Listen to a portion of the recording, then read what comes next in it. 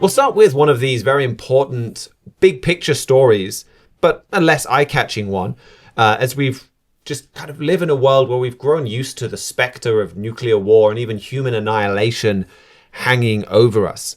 The Bulletin of Atomic Scientists keep an update of how close we are to nuclear war, or just more generally the annihilation of all mankind. And this week they said the world was getting closer than ever to nuclear midnight. So here to tell us more about it, we're joined by Jeremiah Jacques.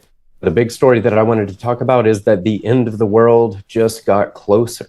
That is, according to the Bulletin of Atomic Scientists, as you just said there, that's the organization that runs the famous Doomsday Clock.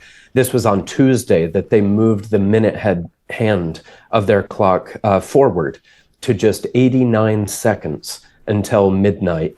And midnight, of course, on this clock represents this symbolic hour of worldwide nuclear destruction, or possibly another type of destruction. But this is the closest to midnight that the team has ever set the clock. So it's a very bleak assessment of global affairs that they have. And just for a little bit of the history of the clock here, the Doomsday Clock was created back in 1947 by Albert Einstein and J. Robert Oppenheimer and their associates. And that was shortly after atomic weapons had been developed and used for the first time. And it is, just a symbolic measurement of the likelihood that mankind will start nuclear war. The definition has sort of broadened as time has gone on, but the farthest from midnight that the clock has ever been set was back in 1991. That's when the Cold War era ended. And at that time, the scientists who run the clock set it back to 17 minutes until midnight. So that was viewed as comparatively as a very safe and peaceful time. But in recent years, the scientists behind the clock have seen Russia and China in particular getting more and more belligerent. These are both nuclear armed nations, and they're both revisionist nations. They're both expansionist nations, and they're not interested in arms control treaties. In recent years, Russia has been violating and pulling out of arms control treaties, and China has refused to ever sign them to begin with.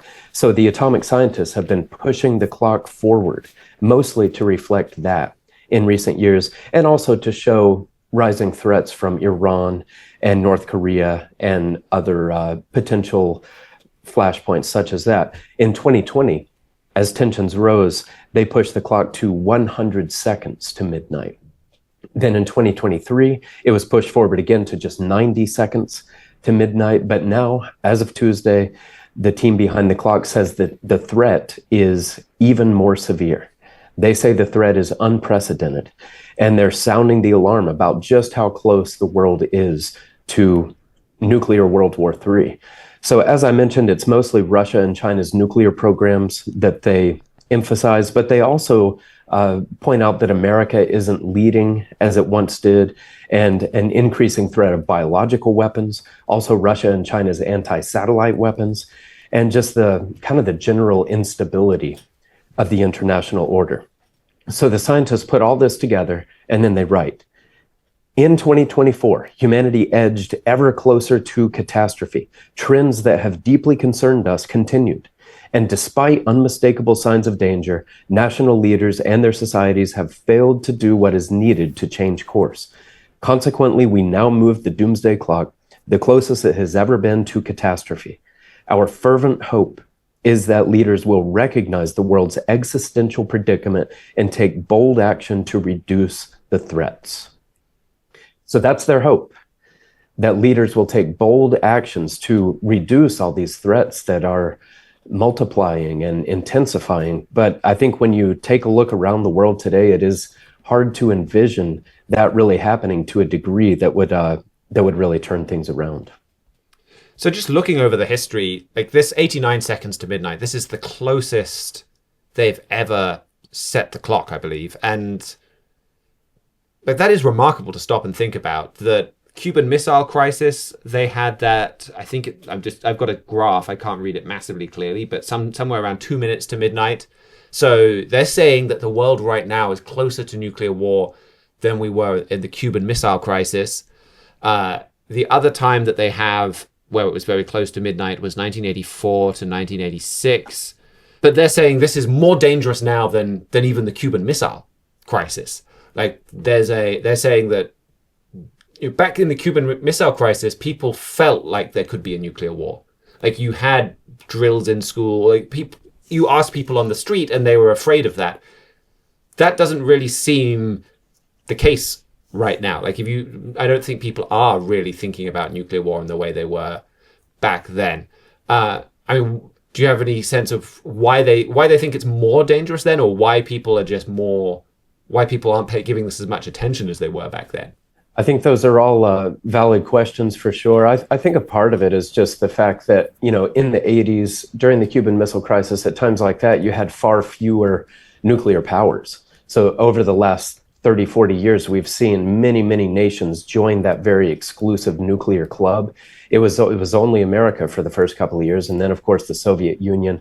But today, if you look around, we've got 9 countries that have these weapons, and Iran is dead set on joining that club and becoming the 10th. But I think a part of it is because of that, with Pakistan having nuclear weapons and also having instability and having questions about whether their nuclear weapons could be hijacked by terrorists potentially.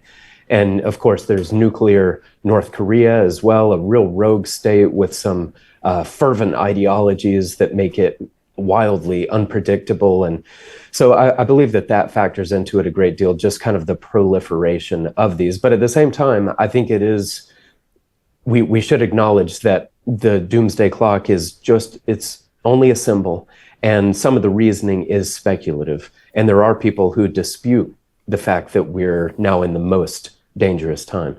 I think that the reasoning, the arguments behind that are valid. But some say, you're getting a little carried away. Do you remember what the Cuban Missile Crisis was like? So I think there is room for some debate there. And you mentioned the Bulletin of Atomic Scientists has been around for quite a while. And this, I wanted to start with this because this story really does put a lot of things into a big picture perspective. And because this has been around for quite a long time, Herbert W. Armstrong, the founder of the Plain Truth magazine, that was the predecessor of the Trumpet and of so much of what we do here, he was talking about the Bulletin of Atomic Scientists and what was happening there. And one of the things that he pointed to is the profound teaching that this gives us, in that we have all of this education. We are more advanced technologically than mankind has ever been, and we can do some incredible things with technology, and we've got all we're talking about computers and artificial intelligence, and now it's just become routine to have new video models that are very hard to distinguish from real life dropping, when you can just describe something from a few sentences and a computer can make it. We have all of that, but everything that we do, everything that we invent doesn't just so often just gets used for destruction. We can do all of this technologically, but we don't know the way to peace. And this was Mr. Armstrong talking about the Bulletin of Atomic Scientists. I think this was back in a World Tomorrow program that was broadcast in 1984, when they had moved it quite dramatically forward, closer to midnight. And I think he's talking to an audience, or it's filmed talking to an audience in Thailand. You can play clip 1. Now, in what we call the more civilized areas of the world, today there is increasing trouble. You're living in a world that in this 20th century has made awesome progress. We've sent men to the moon and back. We have sent unmanned spacecraft that were made near Ambassador College, which I'm president, in Pasadena, California, that have traveled to the planet Mars and sent back photographs taken right on the very surface of Mars. The technological advancements are amazing that the world has made, and yet the world still is experiencing, even in its civilized part and the educated part of the world, appalling evils. Crime is increasing everywhere. Families and family life is breaking down. about 1 in 2 marriages is ending in divorce. Parents don't get along with their children, or children with their parents. And this whole civilization is breaking down. Now there's the fear of nuclear war. The President of the United States has recently said that he fears that we are now approaching Armageddon and the end of this world.